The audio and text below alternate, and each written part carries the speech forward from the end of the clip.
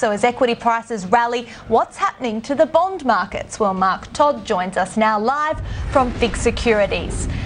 Mark, can we start with these bond yields in major developed markets? They are soaring. Are we back in risk-on territory? It certainly seems that way since December, as your previous correspondents have been saying. It was also difficult to get a good return on the risk analysis, on the risk basis. So since the flooding of cash into Europe, we've seen a lot more risk-on attitude, and so we've seen a lot of people looking to buy some of these sovereigns. So it definitely is a bit more risk-on. And this suggestion we're going to avoid another damaging global recession, it was backed up by the RBA statement yesterday. It sounded like they were a little less worried about downside risks in Europe. Are we likely to see more of a shift into equities now? I don't think so. I think the idea had been that the RBA looked at productivity as a major issue, and that was the concern. It said that in Europe you still have some pressure on those risks. So the risks haven't gone away. It's just a function of the cash.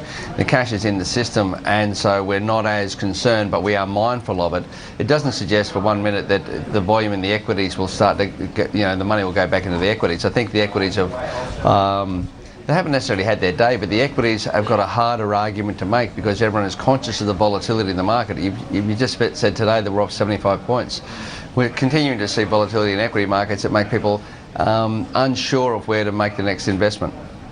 The central bank did say that there was still plenty of scope to cut interest rates. What's your outlook there now in terms of the interest rate front, considering these downside risks have perhaps fallen back a little bit? I think we'll stay close to the long-term average, so it'll be close to the 4%. I don't see the Reserve looking to cut too aggressively at all. I think it's always keen to keep a few, cuts in its belt that it can say, look, I'll bring out a cut if I need it.